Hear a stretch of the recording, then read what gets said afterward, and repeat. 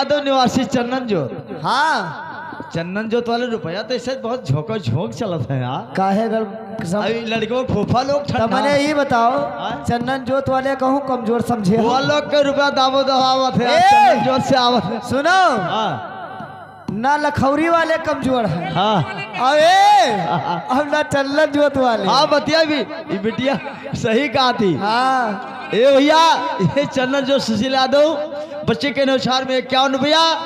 माता जी वो बच्चे को उम्र कर रहा है। एक जने हमारे काका आए हैं चंदन जोत से उनके बहनी बिरमा गरियाव ना नाते दरिये लाग है बताई थे वो।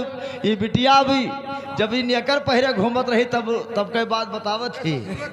ए हाँ अब का बताई। हाँ वह बतिया ये भैया ये 51 रुपया माता रानी बच्चे को उम्र कर दे 2 साल बाद फिर बढ़ी ठहराई।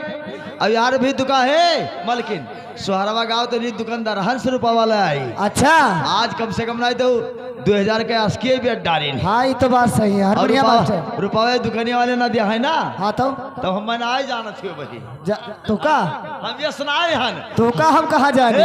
हम वो स्टेशन वो तेज खाली में हरा गणुआ रहा था खतर मोटा मेरी ये बिटिया यार बात समझ नहीं पावत थी। हम साफे लेकिन साफ सोहरिया नहीं थे। सोहरिया सुनाए मलकिन ये सुनाई हुई। हाँ कस के हुई अरे सोवा तेरा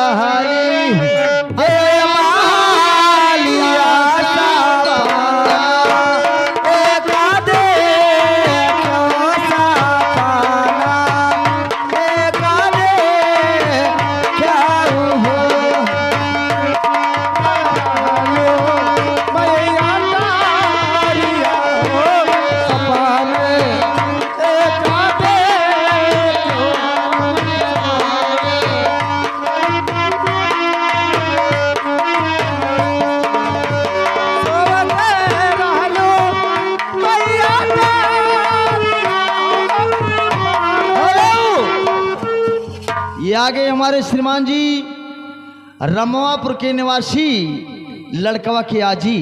अच्छा रमवापुर के निवासी लड़कवा के आजी अपने बच्चे के अनुसार में 51 रुपया प्रदान करती हैं। हाँ भगवान बच्चे को उम्र कर दे बगिया फुलवारी भगवान हरे के सुंदर अवसर हमारे श्रीमान जी के घर आए है भैया। हाँ मारे पहुनिन के देखा तो एकदम से खचा खच। हाँ हाँ तब पतरी आज गिनन गिलास ना गिन पाए पतरी गिनन ना 470 पतरी दूधवा बिकान है और 10 देती तो तुम्हें बढ़ाई देती। अहिल लोग ठंडान है दूध आज नहीं बिकान है। नहीं बिकान है भाई भैया वही ये झटिया मुठिया के द्वारा ना हो पोटा मारो वही के स्टेशन ना जाने। हाँ हाँ भाई बता देते। हाँ तो कैसे ये रमापुर के निवासी लड़का बगाजी की तरफ से आवा है 51 रुपया। और वही सब सोचे विचार थी छुट्टा है का 2000 वाला नोटिया धरिया है 2000। हाँ का तुरई है ना। अच्छा 500 टूट जाए आस्की वाला दिक्कत हो जाएगी। लेकिन हाँ। अब जाए दुकानिया से लाई तले सोहरवा सुनाओ। वाह हुआ जाओ अरे सोवत रहली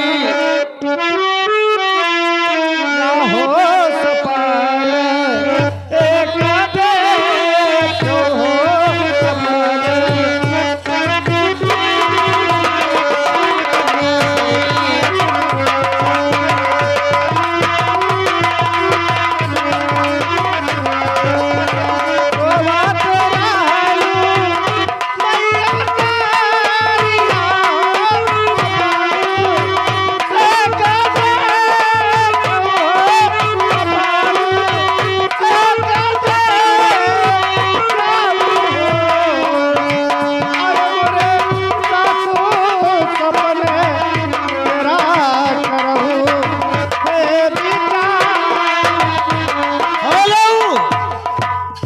आगे हमारे श्रीमान जी लौकहवा के निवासी अशोक यादव।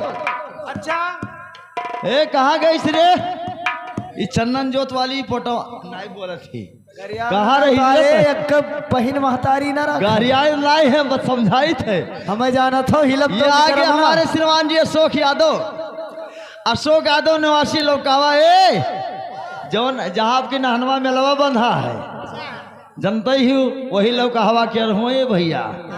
अब हिया के इंतजार हुआ नहान मेला कसर कड़ी जान ली हो। अशोक यादव भाई साहब निवासी लौकहवा बच्चे के अनुसार में 51 रुपया प्रदान करते हैं। भगवान बच्चे को अमर कर दे और 51 के बोले 51 लाख निवास करने 2 साल बाद फिर बढ़ई ठनाए।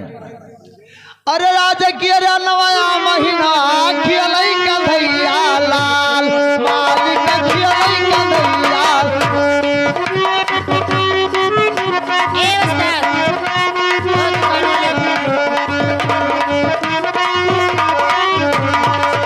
अरे आदि होती अरे नवाया महीना खियलई कन्हैया लाल अरे बाबू खियलई कन्हैया लाल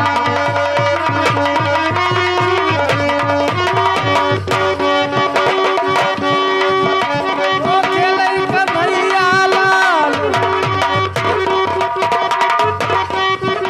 ओ आज करे अठे नवाया महीना खियलई कन्हैया लाल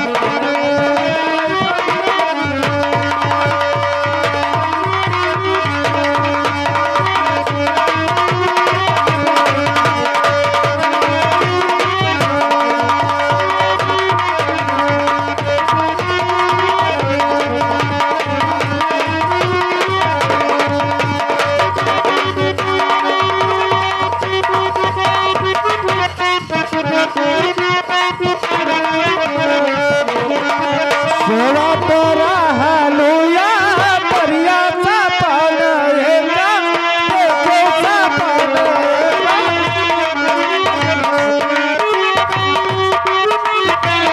ओ सासू सपने करहो बी चारीचा पान बाळा सुंदरचा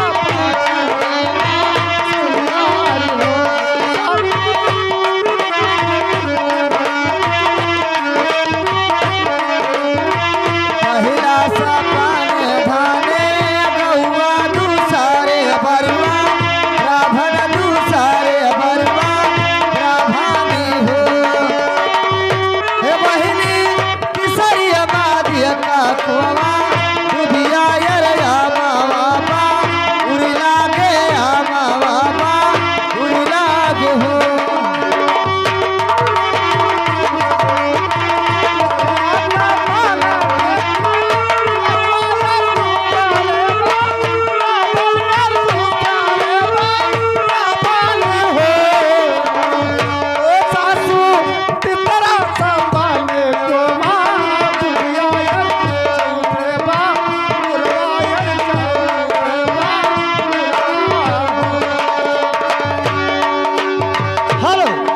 ये आगे हमारे श्रीमान जी चंदन जोत के निवासी श्याम नारायण बाबू साहब की तरफ से 21 रुपये आया है।